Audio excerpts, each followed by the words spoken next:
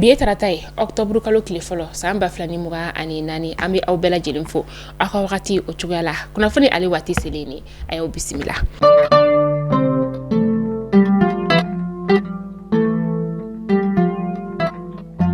Kunnafoni daminɛ bi an ka minisiri ɲɛma n'o ye dɔgɔtɔrɔ Sogɛla Kokala Mayiga ye ka kɛ ni an ka jamana ka yɛrɛma hɔrɔnya tako 64 ɲɛnamayaliw ye ani a jɛɲɔgɔn kɔni ye o kɛ ɲɔgɔn fɛ o kɔni tɛmɛna wagati min na sa an ka minisiri ɲɛma n'o ye dɔgɔtɔrɔ Sogɛla Kokala Mayiga ye dɔgɔkun tɛmɛnen na a kɔni taara turukikaw ka jamana o kɔnɔna la min ni a taara furakɛli kɔni na yen nɔ ni wagati in na maa caman bɛ ka i yɛrɛ ɲininka ko yala ko bana sugu jumɛn de kɔni bɛ an ka minisiri ɲɛma la ni o ye dɔgɔtɔrɔ Sogɛla Kokala Mayiga ye ko yala n'a nana ka bɔ nin bana in yɛrɛ kɔni na a bɛna segin ka jɔyɔrɔ yɛrɛ kɔni sɔrɔ tuguni wa.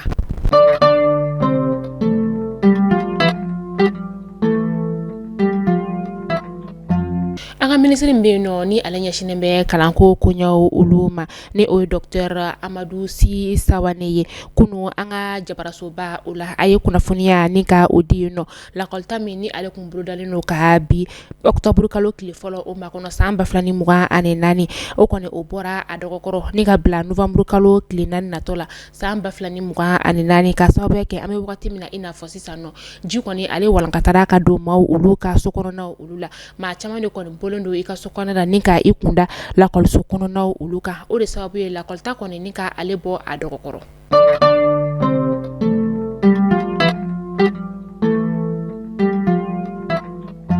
Kunu septembre kalo tile 30 san 2024 an ka kɛlɛkɛcɛw olu ye u kunda Tɛnzawatɛn kɔnɔna o kan Tɛnzawatɛn ye an ka jamana ale kɔrɔyan fanfɛla o ye an ka kɛlɛkɛcɛw kɔni tatɔla sa u ni fɛn min ye blindé 45 ka taga se bolimafɛn caman olu ma ale ni sanfɛ pankuru o 2 ale ni drone fɛnɛ 2 ani kɛlɛkɛcɛ bayirika caman olu de kɔni ye u kunda Tɛnzawatɛn na dugu o kan an bɛ se ka an sigi n'a ye k'a fɔ ko wagati bɛɛ la ko an ka kɛlɛkɛcɛw ni kalogɛlɛn diinɛ tigilamaw bɛ se ka kari ɲɔgɔn na ala k'a san di an ka finitigilakaw ma.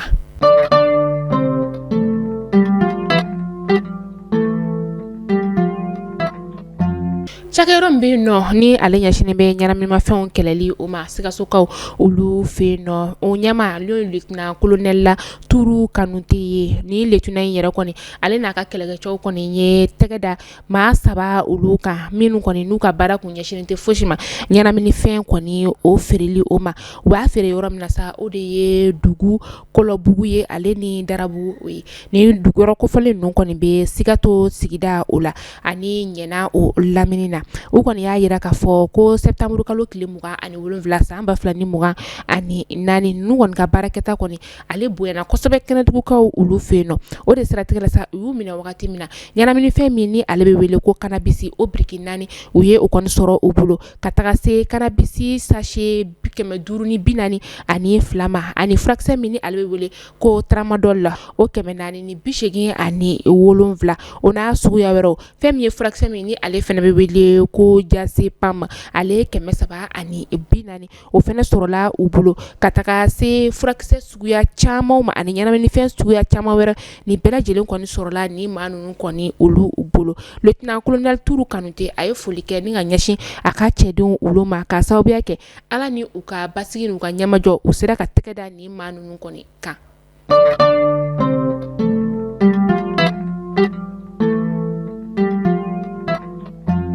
An bɛ taa kɔkan kibaru la yan'an ka kunnafoniya an ka o datugu an bɛ taa Senegalikaw ka jamana o kɔnɔna la fɛn min ye Senegalikaw ka minisiri ɲɛmaa ye n'o ye Ousmane Sonko ye fɛn min ye u ka wasaden kalafili min ni ale bolodalen don ka novembre kalo tile 17 natɔ ma kɔnɔ san 2024 a kɔni kɛlen don ka i kanbɔ o kalafili kɔni ɲɛmaya o nɔfɛ a ka parti au pouvoir olu kɔni ye kuma in kɔni ni ka ale tiɲɛtigiya k'a fɔ ko Ousmane Sonko bɛna kɛ u ka parti o cɛbɔ ye.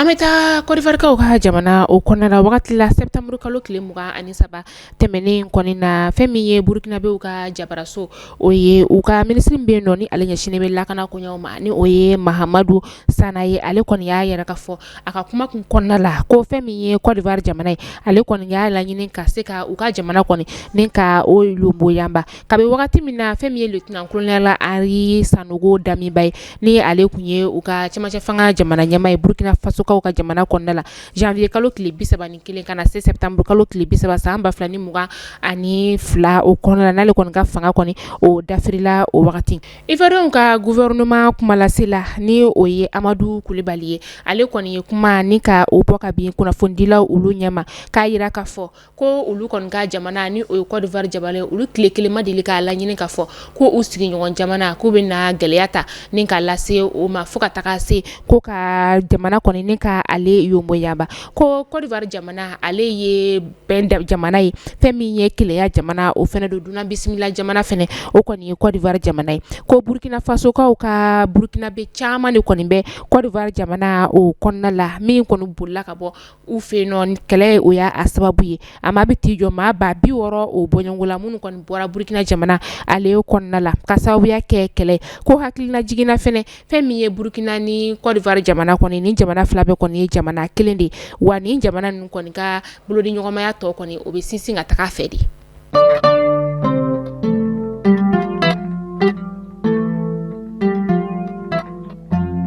ka kunnafoni datugu ni États-Unis kaw ka jamana ye États-Unis jamana ɲɛmaa ni o ye Joe Biden ye ni ye ale siɲɛ fɔlɔ ye kɔni ka bɔ a ka jamana ale kɔnɔna la ni ka i kunda Afrique jamana o kɔnɔna la a bɛna bɔ octobre kalo tile 13 ka taa se a tile 15 ma a ka sungandili kɔni bɛnna jamana ma o de ye Afrique jamana ni o ye Angola ye a ka bɔli fɔlɔ kɔni bɛna kɛ o yɔrɔ la fɛn min ye Angola ni l'Amérique jamana ye ni jamana fila ka bolo ɲɔgɔnmaya kɔni sinsinnen don kosɛbɛ kɛrɛnkɛrɛnnenya sa fɛn min ye sira dilan koɲɛw ye n'u ka bolo ɲɔgɔnmaya o fanga bonyanen don kosɛbɛ a bɛna taga i ɲɛ da nin jamana kɔnɔna o kan